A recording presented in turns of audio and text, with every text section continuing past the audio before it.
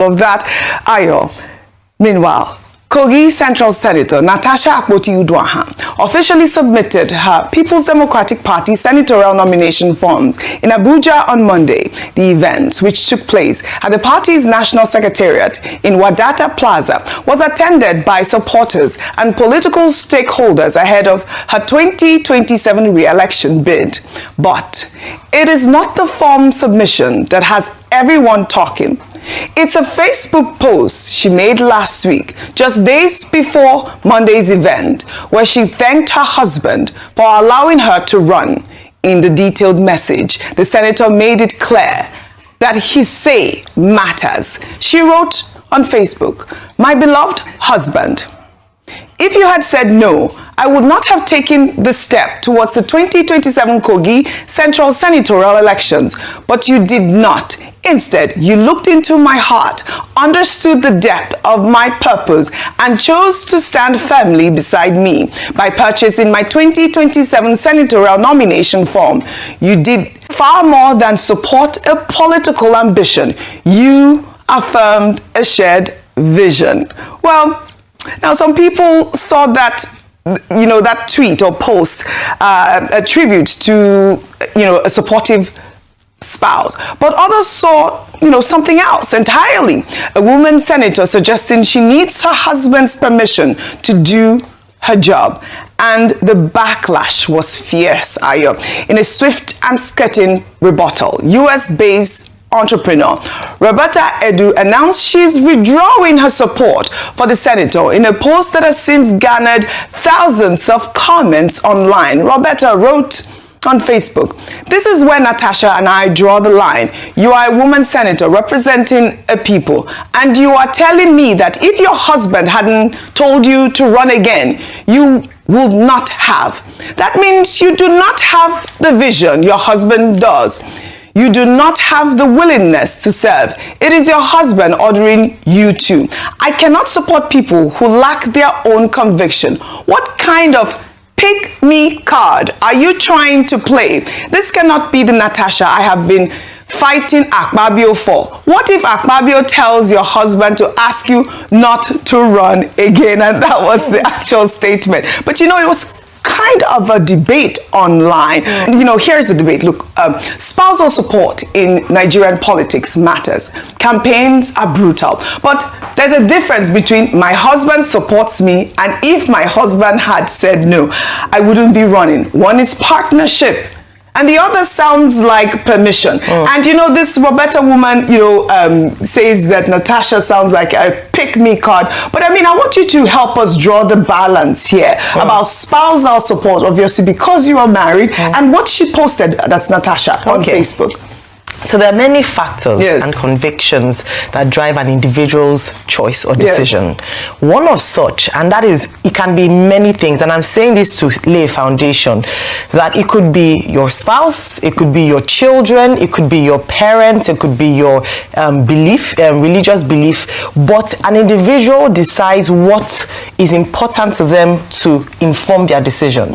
In this case, Senator Natasha Akpoti-Uduaghan chose her spouse. And if you look at what has happened to her in the Senate, you would have seen the support that the robust support that she enjoyed from her spouse. In fact, in many ways, she had said that she doesn't know if she would have been able to survive all that she endured in the Senate if she didn't have the backing of her spouse. Others would say that of their children, that I wouldn't have been able to do what I'm doing if I didn't have the support of my children. Would you say it makes a woman weak? If a man tells you that, oh, I couldn't have done it because of my mother's, would you say he was weak? I think we should be able to separate. There's feminism, and it's good because it talks about equity between men and women, that men and women created differently but have the same abilities. But let's also draw the line when it comes to people's personal lives and what they decide informs their decisions. Let me just say this, and I'll end here. I would have imagined that Roberta, being educated and having supported her this far, would look at some of the achievements that Senator Natasha has done as senator. The advocacy for the revitalization of Ajaokuta Steel, the many many infrastructural projects she's done in her constituency, and yet what she's focusing on is that a woman decides that she chooses who she wants to honor for influencing her decision. Let people leave and let them decide. If you don't want to acknowledge your husband, it's up to you. It's up to you. Sen.Natasha thinks in that fact, her husband plays a critical post where she actually had supported her husband in the past. And by the way, when you buy me that presidential ticket, I will ask for my husband's support. And if he does not ask me to go, I'm not going to go, because I respect him and I respect our institution. Any other person can decide however we want to go. Absolutely. Dr. Bati, I know you want to speak, but I want you to tie the story. No, Dr. Bati, hold your fire. Please hold your fire because of time. Please hold your fire, because this has pastor involvement as well. I want you to tie in both stories. Meanwhile, a Mother's Day sermon has got the internet buzzing, and honestly I can see why.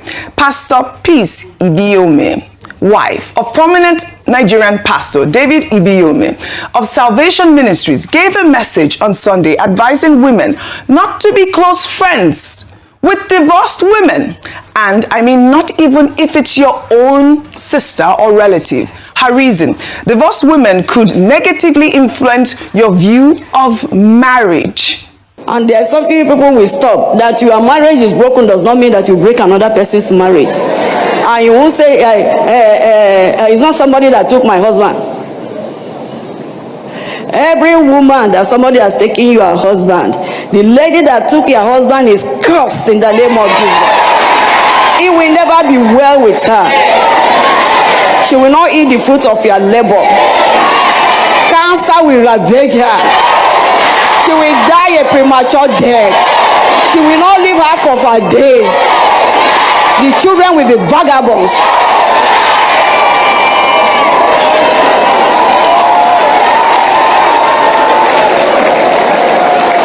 The company you keep will either push you up or pull you down.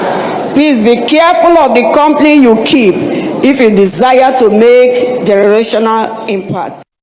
I mean, Dr. Bati, this pastor has received severe backlash. Users on social media are pointing out one very obvious problem with this advice. It completely ignores abusive marriages.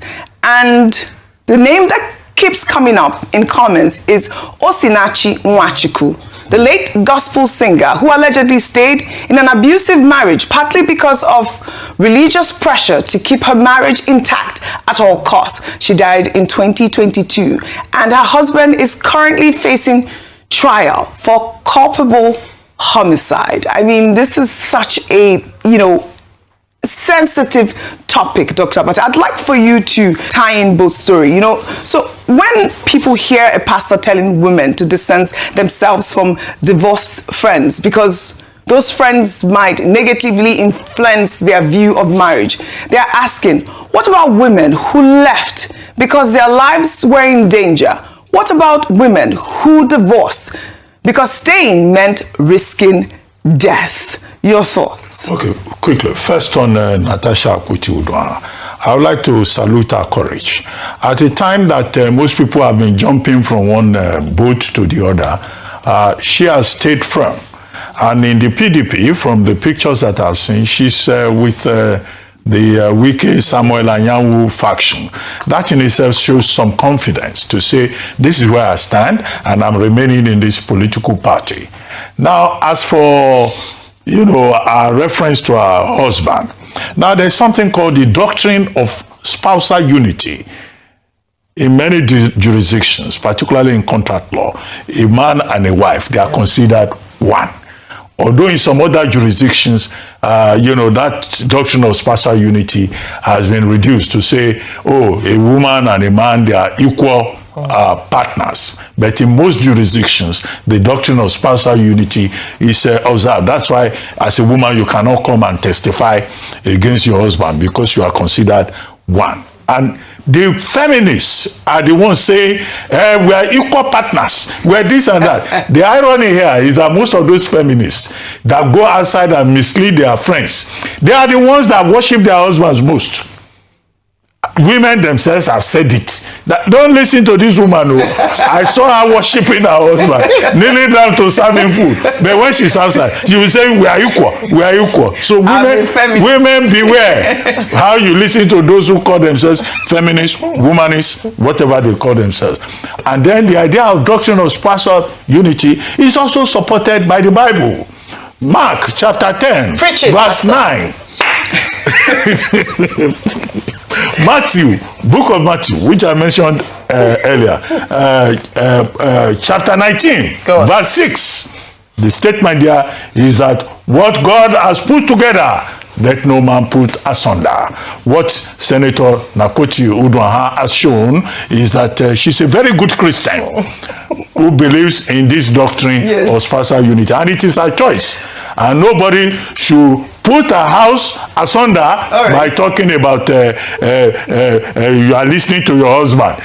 She should not listen. Most of those women, they listen to their husbands. Okay. To the other woman. Speak about this very important story. Pastor, yes. Pastor Ibiyeomie. I'm shocked because Pastor David Ibiyeomie, the husband, is a highly respected man. And when you listen to him, he inspires you.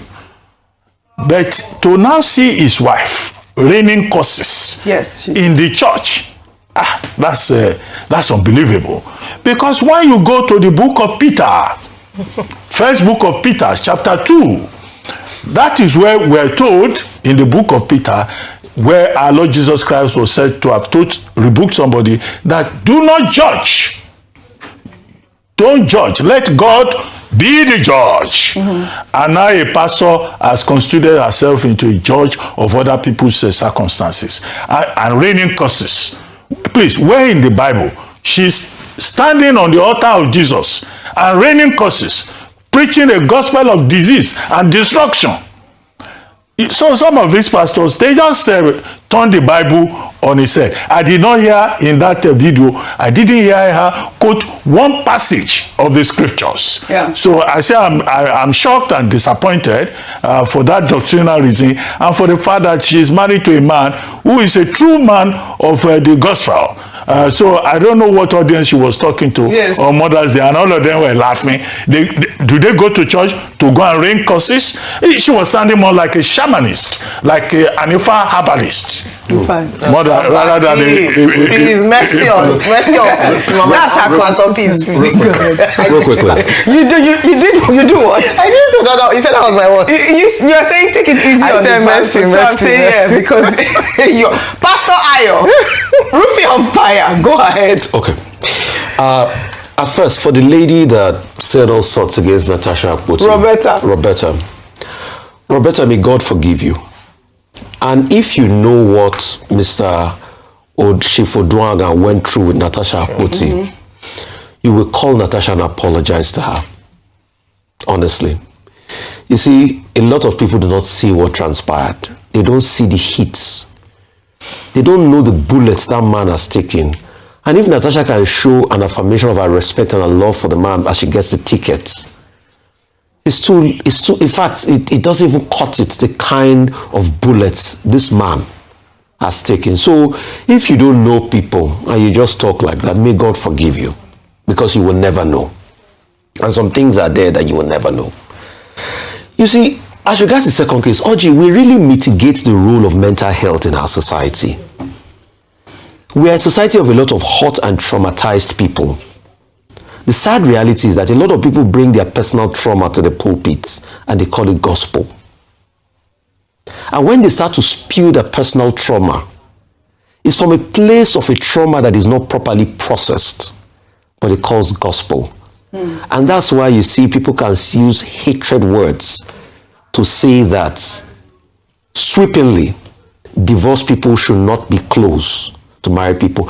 Oji, I've seen divorced people that were close to married people, and they became an inspiration to the married person that I don't want you to make the mistakes I made. You have to be patient. You have to be there for this person. So you to make a sweeping generalization like that, it's from a place of a properly, not a person, might not be a personal trauma to you, but traumas that you have seen in people that you have also imbibed, that you have cancelled, but it doesn't make it right. And by extension, see, this trauma, apart from the fact that it cuts across the pulpit of people that you have cancelled, it also cuts across women and even some men. Where you say, oh, you can never be committed to a woman in a game because you have faced 1 or 2 traumas in relationship and everything. I pray that the God that heals, the balm of Gilead, will heal you and give you the bone of your bone. Because you have failed at it, it has not worked on 1 or 2 occasions, does not mean that your shining star will not come. And please look forward to the possibility of a better life. And do not allow trauma draw your piece of happiness away from you, because that's what trauma does. It is trauma that brings in a acerbic feeling. It is a place of trauma that makes you start to swear and pledge cancer on people from a pulpit where you're meant to pledge blessing. So today I would like to counsel every spirit of cancer relief from that pulpit and use this as a pulpit of God and say you are going to be blessed in the seasons. All right. Pastor Rufai, I think that we have preached to our audience this very early Tuesday morning. It's not Sunday, by the way, but very good points by all.